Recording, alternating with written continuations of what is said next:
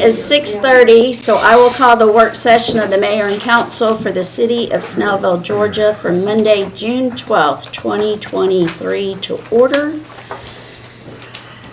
We do have a quorum, however, Christie is absent. She's out of town. First, we'll go through the regular meeting agenda. We've got the invocation by Trey Hildebrandt. Yes. The pledge, someone? I'll do it. Gretchen? I haven't done it in ages. Then we have the minutes. Under public hearing, we just have one item, the UDO 2302. Jason, anything you need to, I think we kind of went through that. Same thing. Last meeting of what we're doing. Chuck and Jay's not here and John Dennis, they went back and forth. It was a lot of work technically to make it work right. It was a very good job. So all the administrative variance, Bringing us in compliance with state law. exactly. Picking and turning. That is what we are doing. It's just gonna slow us down. Then under new business, we have adoption of the budget. Anybody with questions or comments on that before the meeting? It's been out for public inspection for weeks, haven't had one call. Hasn't changed. You've noticed with what was sent out this time, all of the special funds are in there. And so all the SPLOST money. I think I also sent an update on the town center budget. Don't start spending that almost $5 million difference there, because we owe the SPLOST fund a couple $1 million. So we're still $3 million or so in the black, but we do have to reimburse SPLOST for some expenditures. But, you know, basically right now, we're in pretty good shape. Okay, and I had a good meeting with Matt and Butch last week. Was it last week? Yeah, and we kind of went through a lot of the detail in the budget and everything, you know. Got all my questions answered. Then we have item B, which is this one, is this is the HR stuff to get our charter and our code in sync. Then we have the resolution for the municipal general election. That's the standard election resolution that needs to be done on election years. Then we have the civility resolution.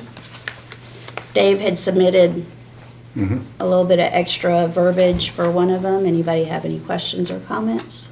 Well, I have a small slight little problem. I don't, when I first started, I was given a iPad. I could not use the iPad, and I requested for just a laptop. And Melissa said, everybody just receives an iPad. There are cities who are accommodating either an iPad or a laptop, whatever the person feels comfortable working with. So I had emailed Melissa, this after I noticed the addition, emailed her to see if she can order me or get a laptop for me. But I think she said she has to go through the proper channels. You said to me Yeah, to I'm get not one? sure who. Right, so Well, I that would think- be a different topic than the civility Oh, resolution. but- yeah, because we have the part with the cell phone in, and sometimes I need to look at it to Oh, see got it, things, you know, got it.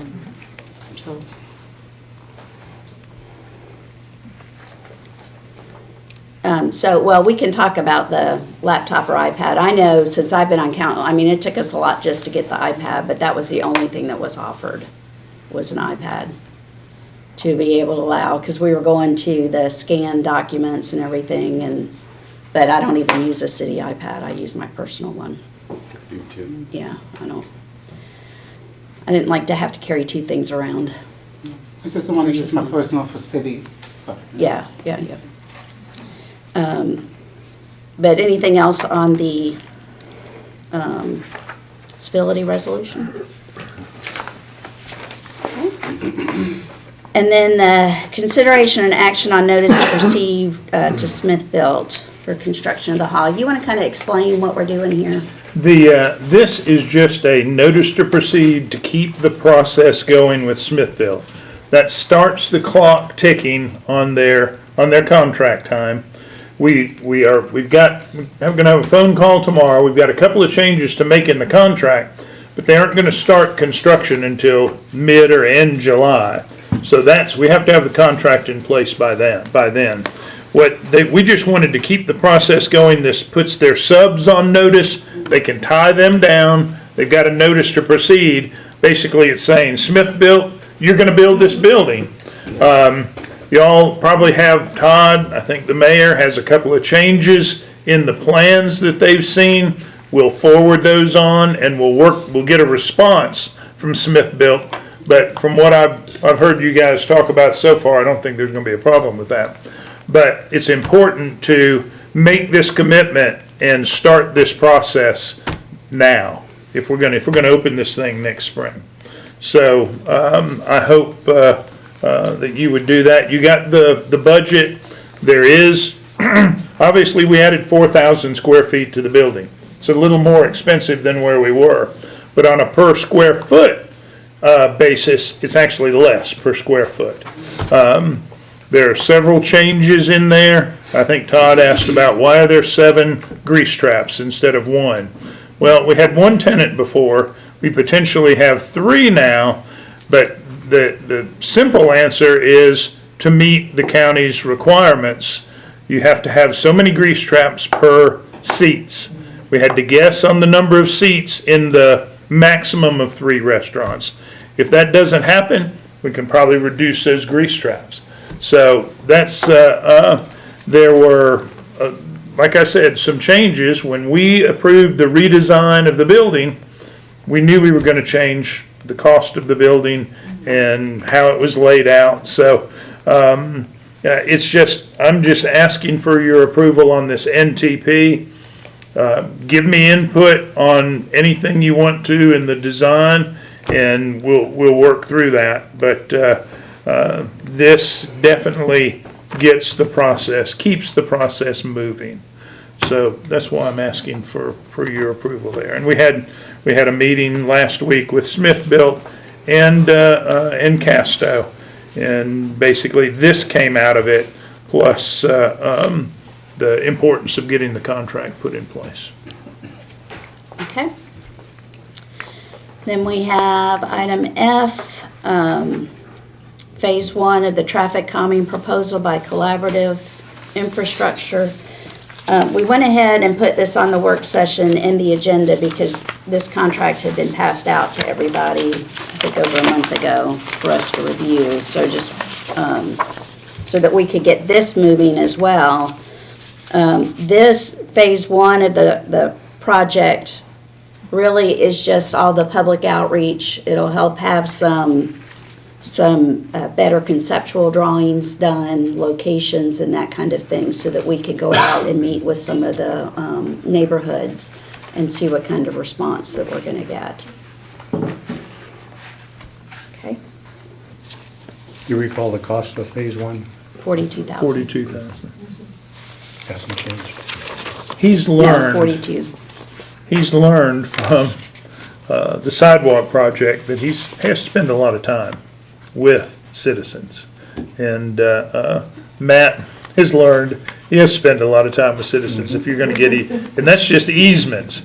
Matt also went to a meeting today where we're trying to get right-of-way from a North and Wisteria owner. So I think Larry, put a little extra in there because he realizes it's going to take a little more of his time.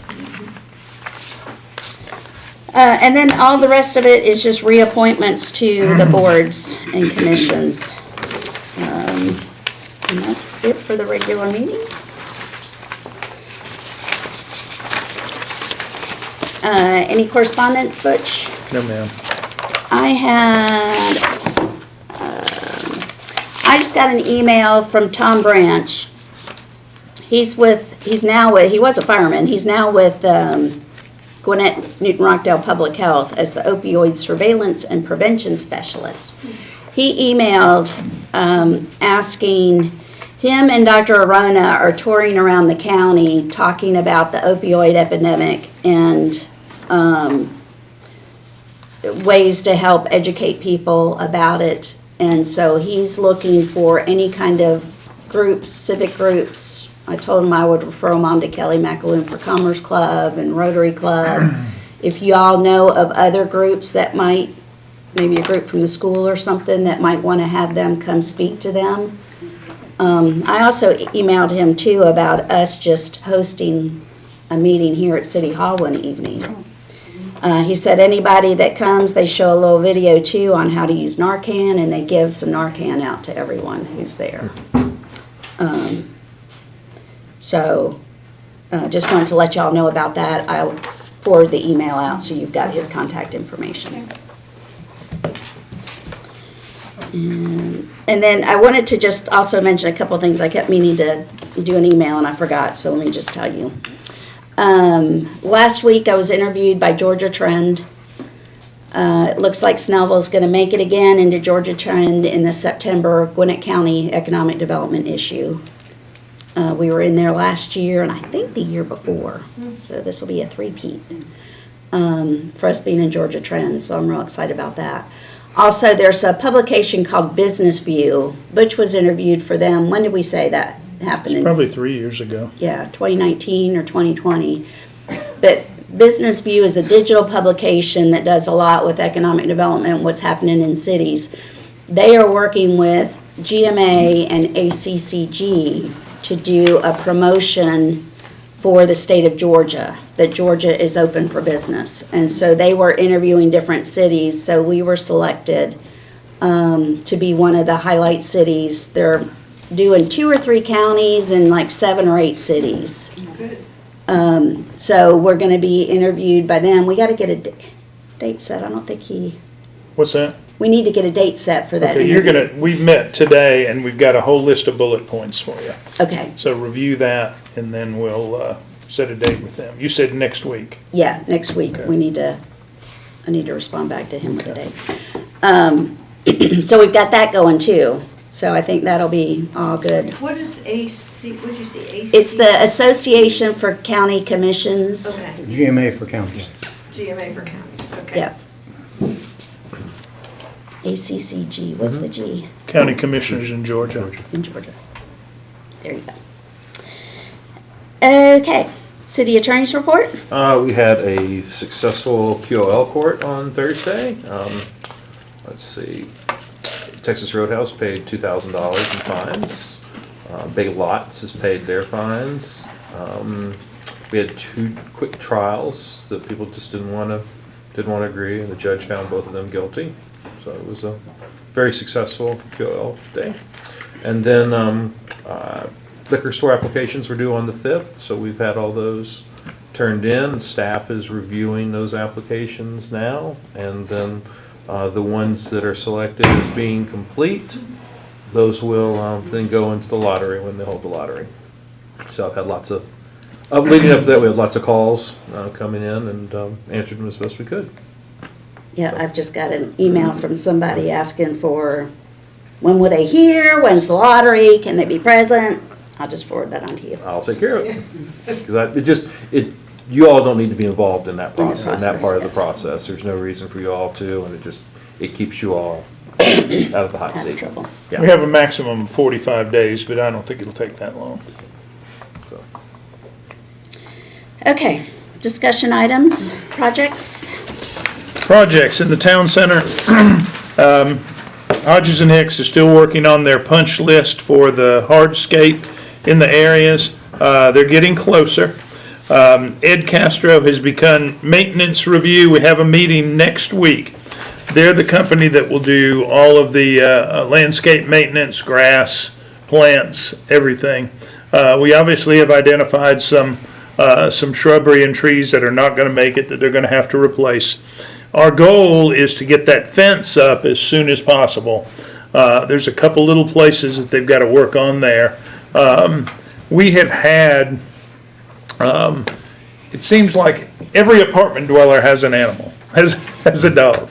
And we've got about, Matt, what do we have, about 8 pet waste stations to put out, along with the furniture, which hopefully will help things in the future. Everybody doesn't take care of their dog like they should.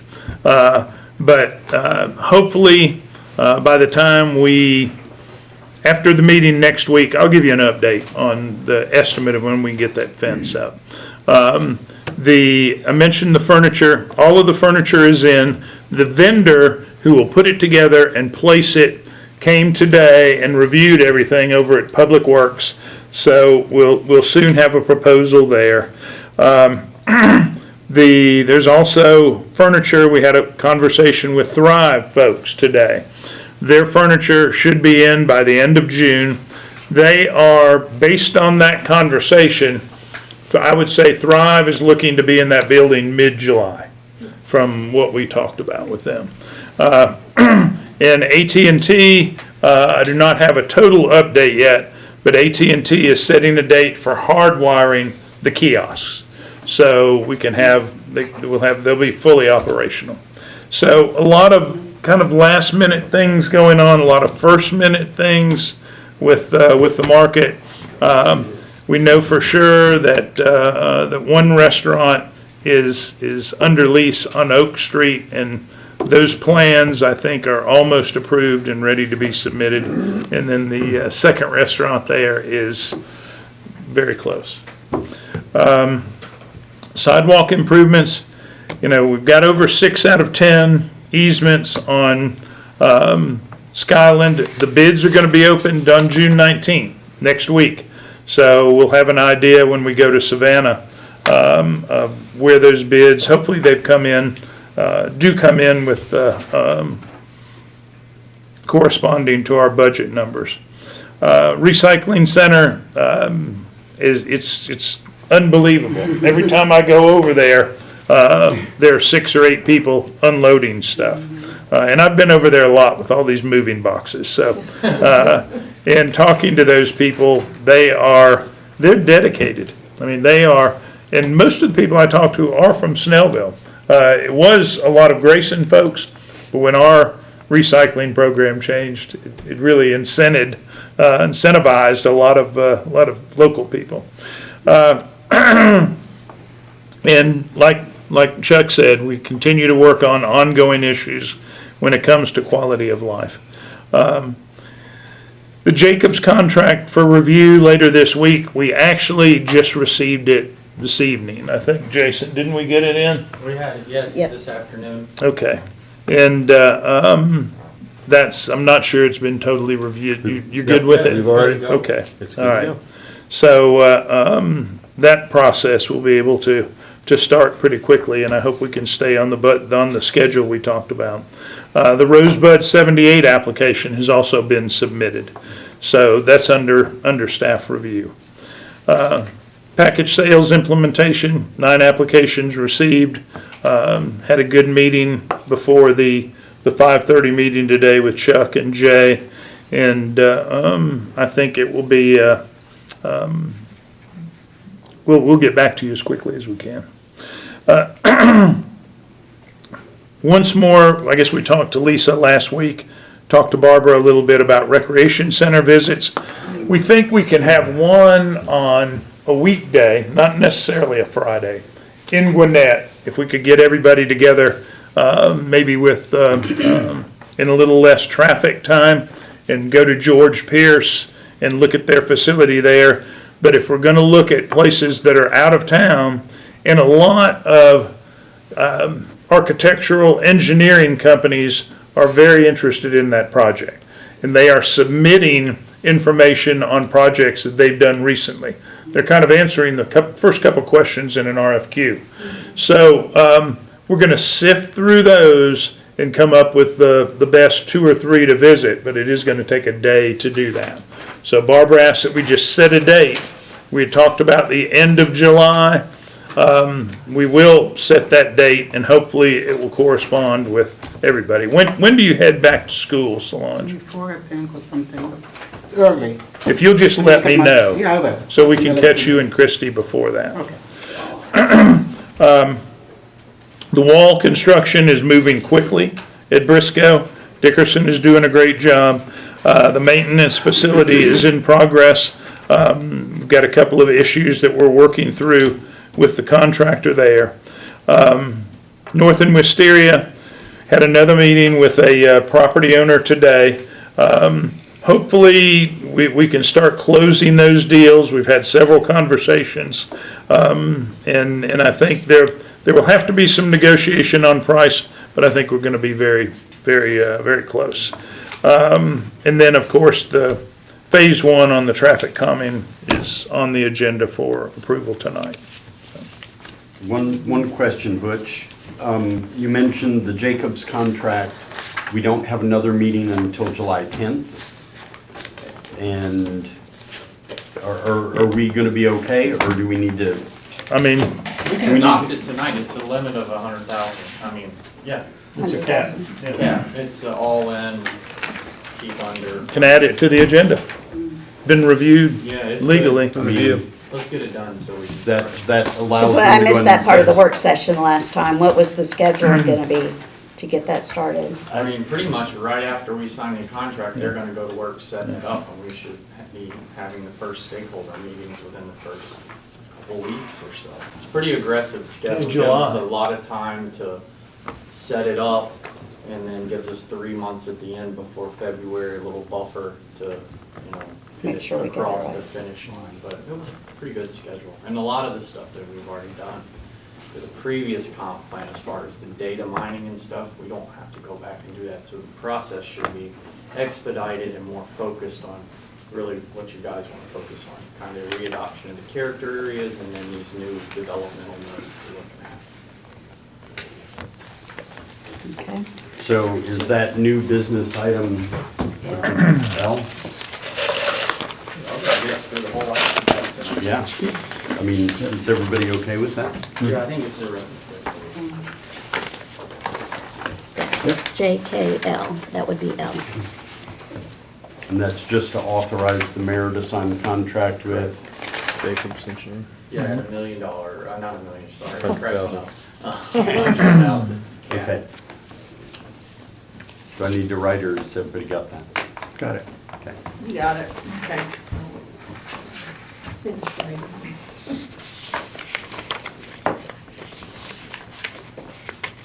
Is it Jacobs Engineering? Just Jacobs. what? Jacobs. Now, they do everything. Everything is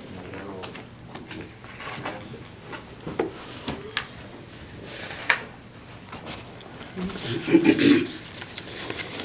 All right. So now we're back to the work session. Item B, the ARPA funds. So on. Okay, in our last discussion, projects with pictures, I give them to everybody, you guys would look at it, stand back here to listen to what was discussed. You took pictures and you Right, sent right. them. It went out to Yeah. you and everyone Right. else. Um, And I said, when we come back, I'm gonna see what you Discuss it. guys, okay, Yeah, correct. I don't, Or- I just didn't see enough meat there to flesh out a real program to set aside money to yet. I mean, there's just too many questions. Like what? Well, the administration, the guidelines, I gave you the guidelines. well, the guidelines are 10 bullet points. I mean- talked with Mark Farmer with the Gwinnett Entrepreneur Center. And also Chairman Hendrickson. The county's about to put out another program with $6 million. But what I was talking to Mark about was the actual program setup and administration of the program. And he said the devil's in the detail on that. It's just so many things that come up. And, but he said, of course, the county's program, it's $6 million.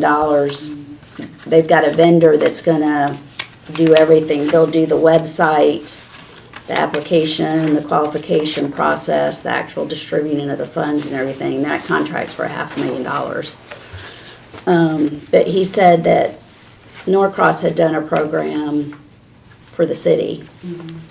So I talked to Craig Newton about that. He was gonna send me the information about what they did on it. Okay. But they actually used a nonprofit to handle the money, that does small business, with a focus on minority-owned, women-owned,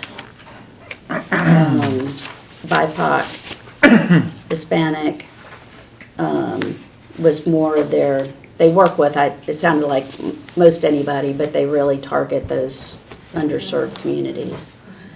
But he said that Norcross used them to do their program, but I didn't get any more of the details from him on that yet. Well, there's a lot of details, and there's a lawsuit in Massachusetts because white males were excluded.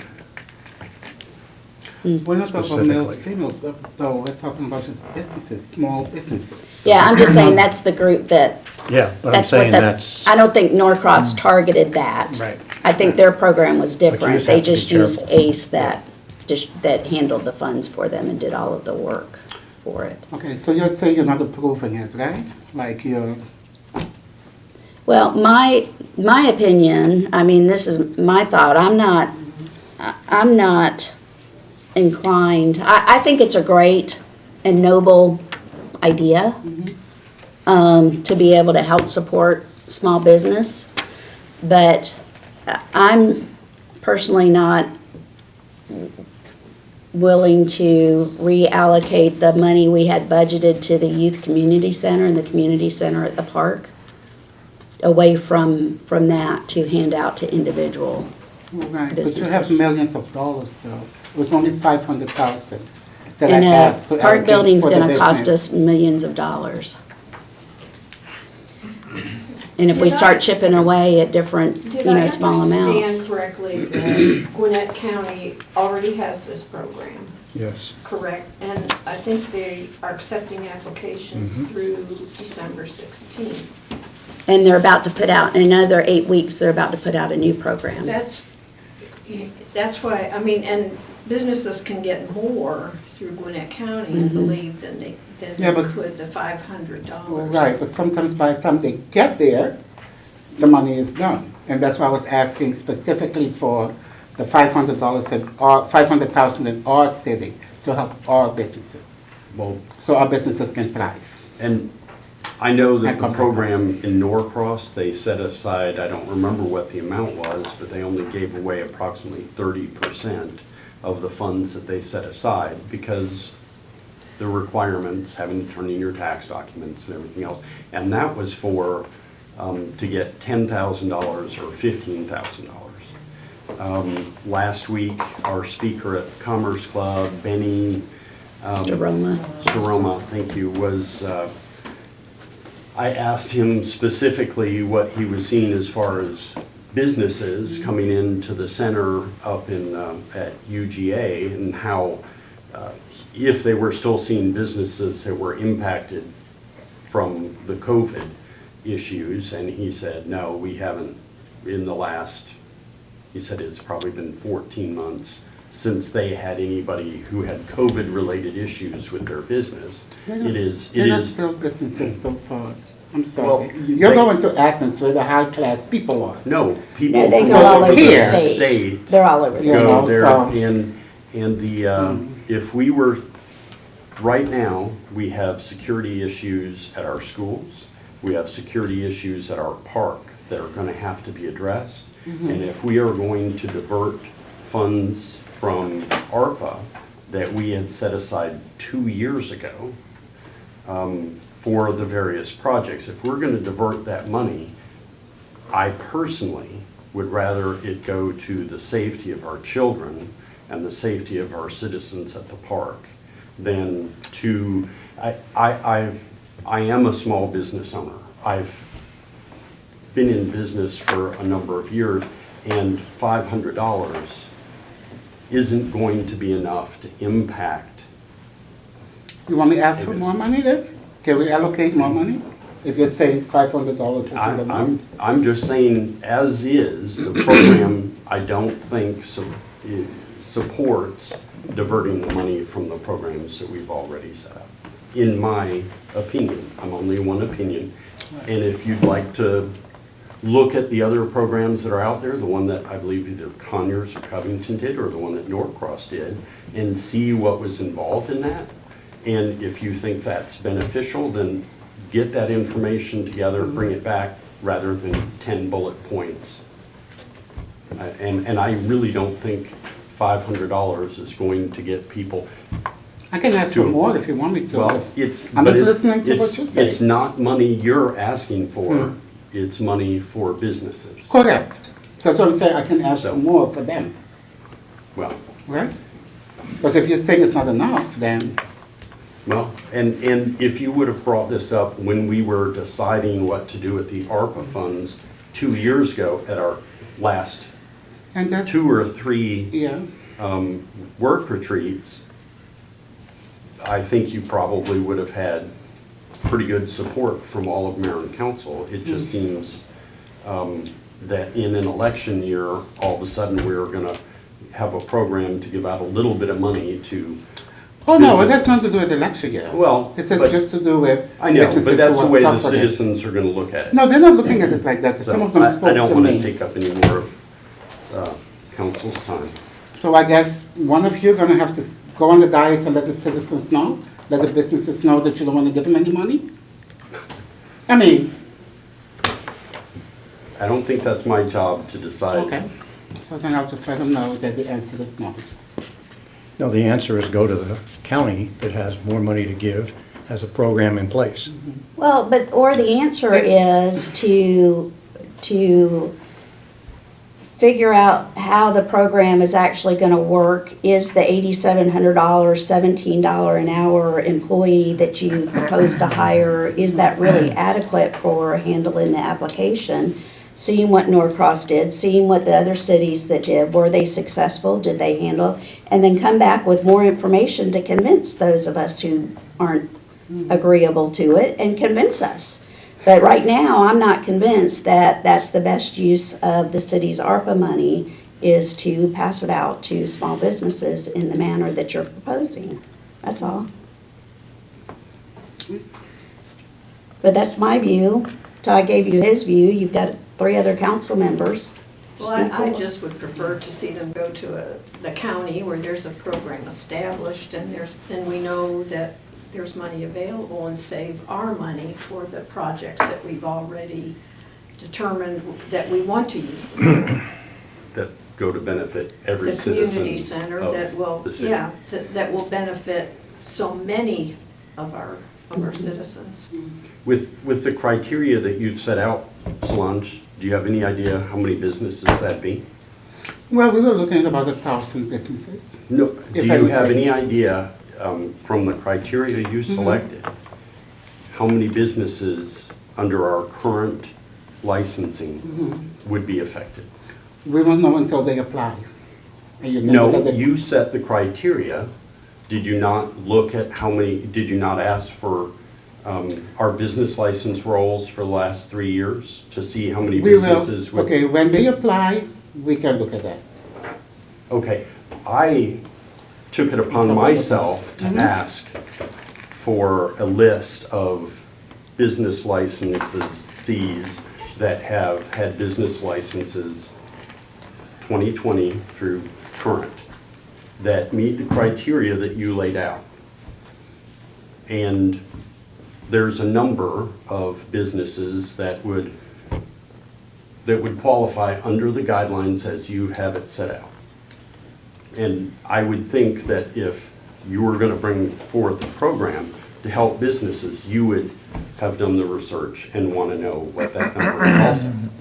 So just do a little more work, and then maybe it's something that we can do. Okay. Next up, we have discussion of aligning regulations of build to rent and build to own sections of the UDO. Mr. I think that's something we need to address. There was a bill in the legislature this year, which I'm sure is gonna come back, where they're looking to make sure that build to rent isn't discriminated against in terms of the requirements. So our requirements for build to rent are different than build to own. And I just think to prevent problems down the road, they need to be the same. So are you proposing to go back to our regular zoning code or to Move the build to rent to build to own. so put it right back, undo what we just did?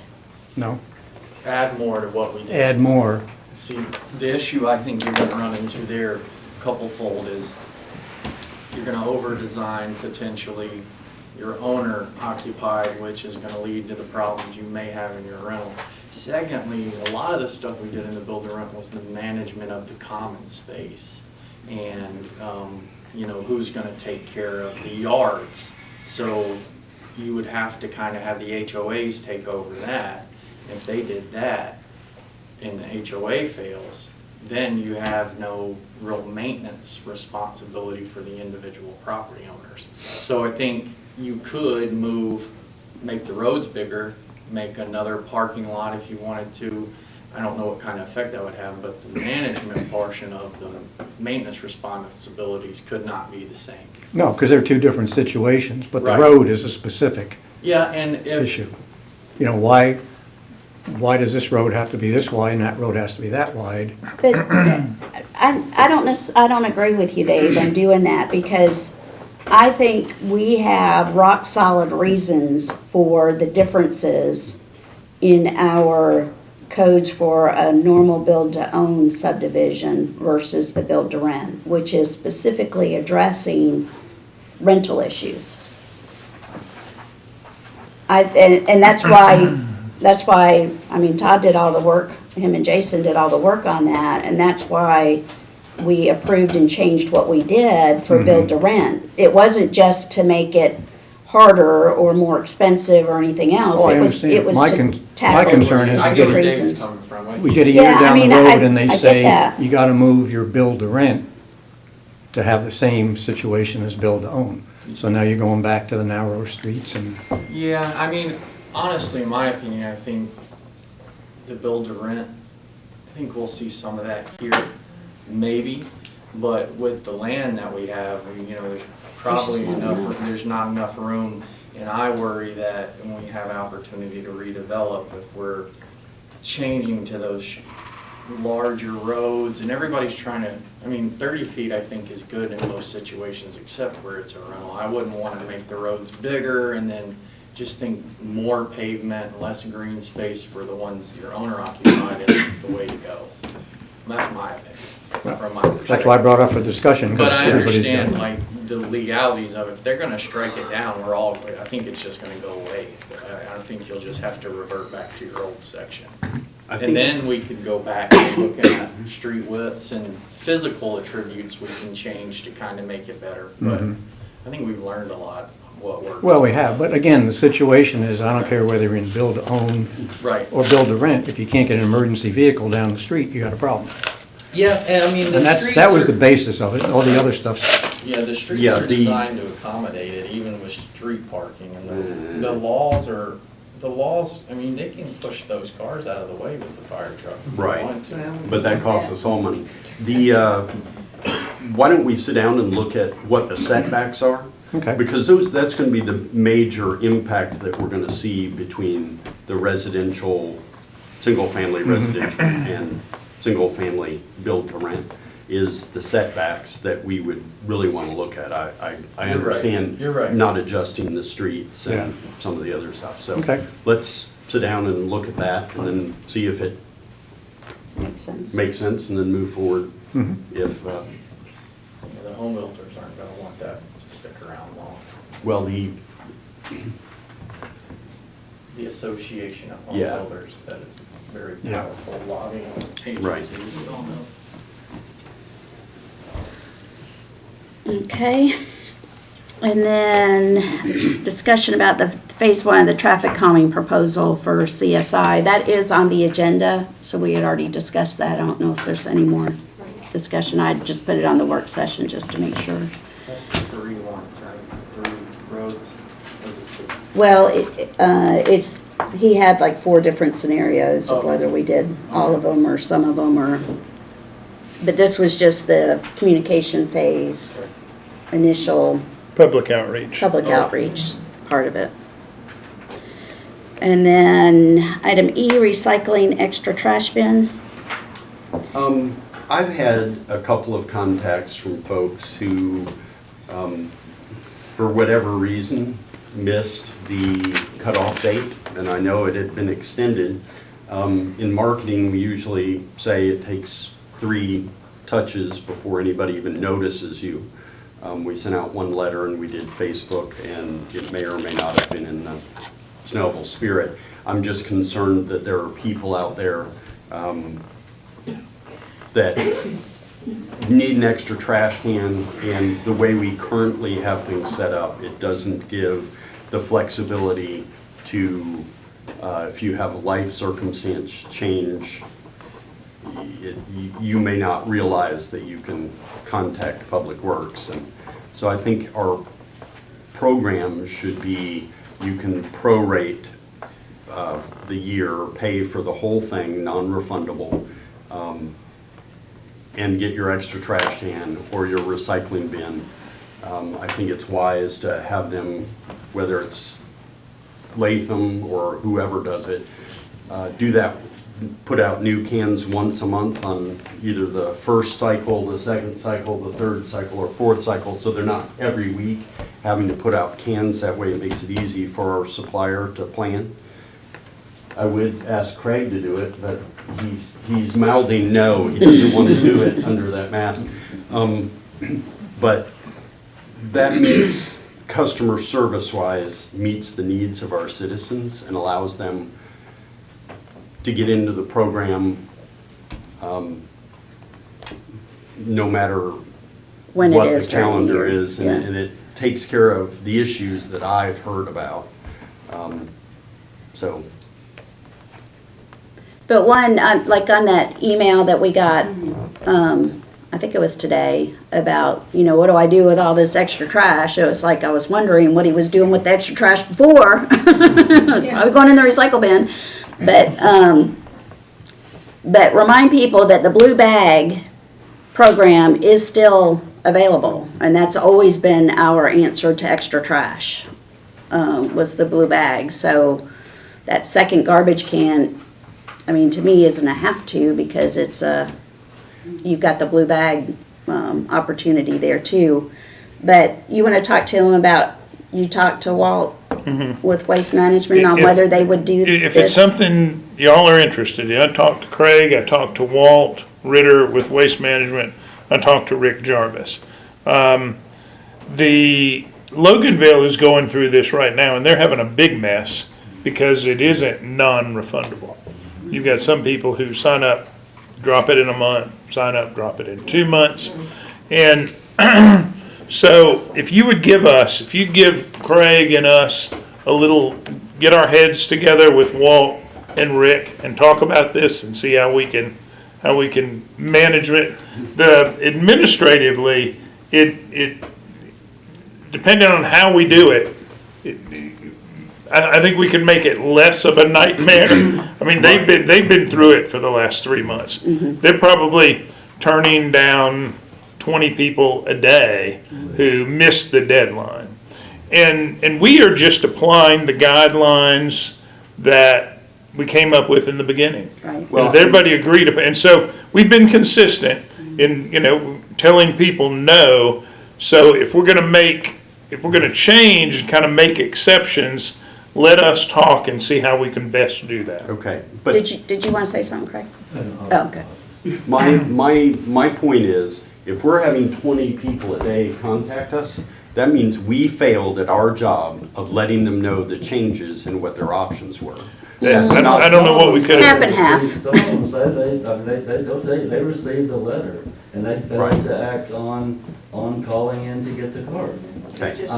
Then we let them know about the blue book, and then, and about the recycle center, but and then some of them just thought it was junk mail, because Right, we have free garbage, and they don't get a bill like Loganville. right. Loganville has a water bill with a garbage fee on it, and when they receive that in the mail, they're forced to open it.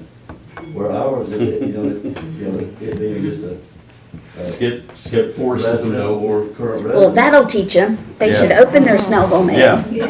Well, I mean, it wasn't that exciting of an envelope. I know. Hey, can I just ask something, throw something out there? I've also got some constituents who were asking if maybe we can give them a discount because they're on a fixed budget. Just putting it out there. Yeah, no, and we talked about that on the recycling Right, committee. yes. And I had a really good, long conversation with another citizen right when we were rolling the program out. If we gave consideration to people who were seniors or, Yeah. and I told him, I said, well, that's not just a senior issue. There's a lot of people that are paycheck to paycheck and can't afford something different. And I mean, what the recycling committee had come up with was that you can do it for free. If you want to do recycling, you could take it to the recycling center. Otherwise, just throw your stuff away and don't worry about it. But we're still, I think we're probably, of course, I have no data to back this up, but in my head, we are recycling better because the ones that are actually putting the proper, that have signed up, are putting the proper materials in the containers now. So we're actually providing more good recycling than we did allowing free curbside everywhere. Between the good recyclers that are committed and paying for it and all of those that are bringing it to the recycling center where they have to sort it when they throw it in the bins. I think we've only had 2 calls for contaminated can, and that was for residents using a bag to put their materials in. It wasn't about the recyclable in the can. It was just about that they had bagged it and you know, to try to keep their can clean instead of putting it in there loose. So, we haven't had any calls or reports on, you know, to give someone any kind of issue with contamination. Well, that's good. We'll put it back on there for the July 10th meeting, and we'll have a report for you. And one of the reasons we fought so hard over the years to keep our garbage trash program paid for out of the general fund is so it isn't a check coming out of somebody's, it is part of their taxes, and it's not an extra fee, which leads to more hardship. I mean, Snellville's one of the only cities left that has garbage pickup in their general fund, in their Plus the base property. fee is taxable. Right, it's Well, and tax exempt. if you or look tax back deductible. historically, when Snellville went to free garbage, there was no curbside recycling pickup. Right, That was added about 10 years ago when curbside recycling became the rage. And now everybody realizes it doesn't work well. And so now it's starting to go away. So it's, you know, this isn't something that everybody's had for 20 years. right. It's, you know, it was something that came in. Of course, whenever you take away something, even if it was free, whenever you take something away, it just makes it a little bit harder. Craig, some of those 20 calls, is it all just for an extra can or is it for the recycling too? It's a mix, Just okay. wanting to, yeah, just wanting to. Sign up for enroll in the something? program. Okay. Well, and since we have just one other minute, I'll share with you too. I was reading through the Georgia Cities magazine from November, December, and I remember Rick Jarvis talking to me about this. The Avondale Estates launched a program. It was a pilot program with SC Johnson, and they did pickups of the film, like the plastic grocery bags. Plastic bags, Ziploc bags, and things like that. And they were doing it as a pilot program to see the materials that they could collect, how much would they do, and everything else. And I talked to Rick Jarvis at some point, and he said about a month or two in, they realized that it wasn't going to be enough stuff to warrant a truck and the gas and the staffing and all of that for it. But it got me to thinking, so I called the company that was receiving the recycling, or the goods. It's Nexus Circular, and they're on the west side of Atlanta. And I called and I talked to Jean Jordan today. She called me back, and if you go and look at their website, they've got like the CEO or the owner does a little 5-minute video of what they do. But they essentially take, there's 4 plastics that they take, which are the bags, some styrofoam, cups and things, and then I think, I don't know, 4 and 5 or something. They take those plastics and they break them back down to a molecular level, to a gas, and then they re-put it back together, and then it comes out in these little plastic like crystal Pellets, yeah. pellets. And those pellets then are what manufacturers use to make their products. And it's the same product that they use when they use petroleum. So they've essentially have the process now to take used materials, break it back down, and put it into the pellets that are as good quality as going ahead and getting it straight out of the petroleum. And you can do the process again. People, you can make another milk bottle, people use it, recycle it, and they can break it all back down again. So really kind of interesting, but I called to see too if there was even a possibility, and she would love to come out and take a look. Craig, hold your ears, about maybe us adding a container at the park, at the recycling center, to be able to take some of these other type of plastics that we could then send to this company. It's interesting. Which gives us another avenue for, and we know those products are being used and recycled. Well, you know, I thought it would be interesting to at, see. At Publix, you can recycle. Yes. Grocery bags, you Yeah. can recycle styrofoam. I think Kroger takes the Kroger bags. Kroger They takes do the bags. bags. Just about every but- grocery store but takes the bags. Publix also does like the styrofoam egg cartons and things like that too. So, So I don't know where they're sending their stuff, but. yeah. So I was gonna call her, maybe set up a time for her to come out and see our recycling center. And, just see where, if Good it goes idea. in there. We'll wait for you to get to the dentist. And no executive session tonight? All right. All right, so I have the time as 7:22. Is there a motion to adjourn? Motion to adjourn. There's motion, is there a second? Gretchen, second, all in favor? 5-0, we're out.